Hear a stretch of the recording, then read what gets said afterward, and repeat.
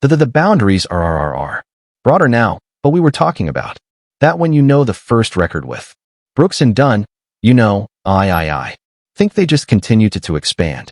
They sold 30 million albums together, won every award possible, and made history as the country's greatest duo. But Ronnie Dunn just revealed the real reason Brooks and Dunn split in 2009. It wasn't a burnout like they claimed. At 72, fighting health issues and facing his own mortality, he decided to tell the truth. What he said about those final years made Nashville insiders gasp. Even Kix Brooks wasn't expecting this. The confession changes everything. Fans thought they knew about country music's most successful partnership. They say music comes from the soul. But in Ronnie Dunn's case, it came from oil, fields, honky-tonks, and church pews. Born on June 1st, 1953 in the tiny town of Coleman, Texas, Ronnie was caught between two worlds.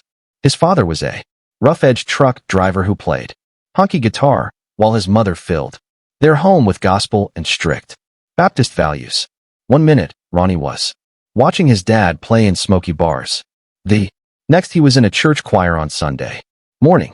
That strange balance between the sacred and the rowdy would shape everything he became. It wasn't just noise in the background. It was the beginning of a lifelong obsession with music. But stability wasn't part of the plan. Ronnie didn't just switch schools a few times. He moved so often that by the time he graduated, he'd been in 13 different schools across Texas and Oklahoma. 13.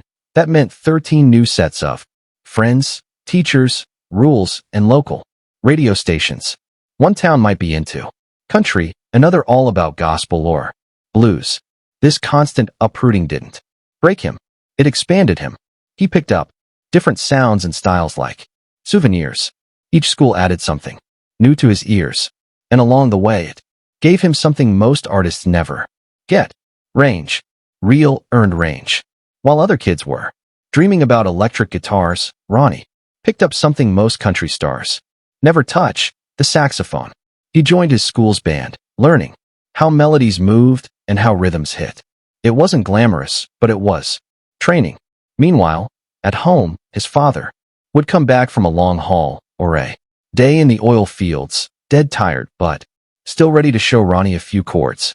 It wasn't a formal music education. It was better. It was real-world grit mixed with heart. Ronnie saw that music wasn't just a hobby. It was a lifeline. His dad worked 2 brutal jobs and still made time to play. That lesson stuck. In the early 70s, Ronnie thought maybe psychology was his future. He enrolled at Abilene Christian University, but his heart had other plans. He was sneaking out to play in bars, soaking up the nightlife, singing to people who were halfway drunk and fully emotional. But the university had rules, strict ones. Playing in bars didn't just clash with the school's values.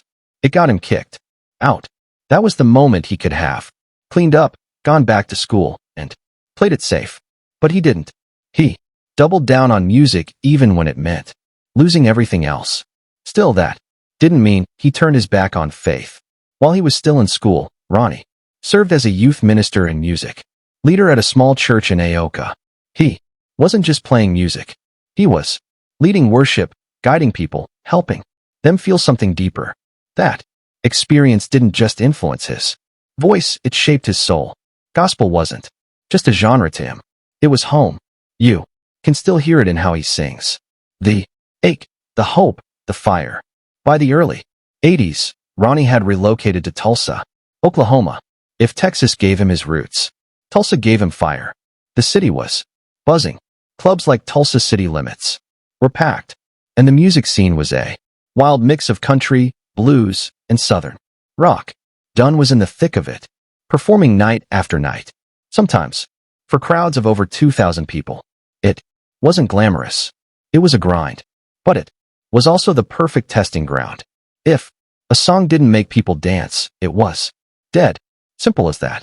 Those dance floors taught Ronnie what no classroom ever could: how to move people, how to make them feel. And then came the wild twist. In 1988, a drummer named Jamie Oldacre, who had played with Bob Seger, and Eric Clapton spotted a Marlboro talent. Search for him at a gas station. Without even asking, he submitted Ronnie's name. Ronnie didn't take it seriously at first, but he sent in a demo anyway. That demo included rough versions of Boot Scoot and Boogie and Neon Moon. He made the finals. He won. That win came with a trip to Nashville and a recording session with producer Scott Hicks. And that session, it changed everything. Rise introduced Ronnie to Arista's Tim Dubois, who then paired him with another struggling artist, Kix Brooks. That meeting was lightning in a bottle. Within 2 years, Brooks and Dunn were everywhere. But before the awards, the arenas, and the #1 hits, there were years of rejection. Back in the early 80s, Ronnie had signed with Churchill MCA and released 2 singles. It's Written All Over Your Face and She put the sad in all his songs. Both peaked at number 59. Not terrible, but not enough. Those songs came and went. And Ronnie kept hustling, playing shows, writing songs, staying in the game even when no one seemed to care. In 1990, too, men in their 40s were about to give up on their solo careers. Ronnie Dunn, a Texas-born singer with a big voice and a gospel heart, and Kix Brooks, a Louisiana songwriter known for his rowdy energy, had both spent years chasing success. They'd written songs for others, played in small clubs, and faced one rejection after another. They didn't know each other. They weren't looking for a partner. But fate had other plans. That same year, a record executive named Tim Dubois saw something neither of them did. He thought maybe, just maybe, they'd be stronger together than alone. So, he arranged a meeting over lunch. Neither of them wanted to be there. Kix even said, "We don't want to do this. We don't know each other. I mean, this is just silly." But something clicked. That awkward lunch turned into a songwriting session, then another, and by the end of the week, they had written 2 songs that would define the start of their legacy. On August 13, 1991, Brooks and Dunn released Brand New Man. The album hit like a thunderstorm. 4 straight songs went to #1 on the country charts. Brand New Man, Boots, Scoot and Boogie, My Next Broken Heart, and Neon Moon, Boots, Scoot and Boogie, sparked a line dancing craze across America, while Neon Moon gave Heartbreak a new anthem. The album sold over 7 million copies in the US alone. That kind of debut was unheard of in country music, but it was only the beginning.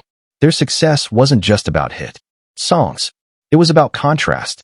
Ronnie had a smooth, emotional voice that could make any ballad feel like a prayer. Kix had grit, charm, and raw power.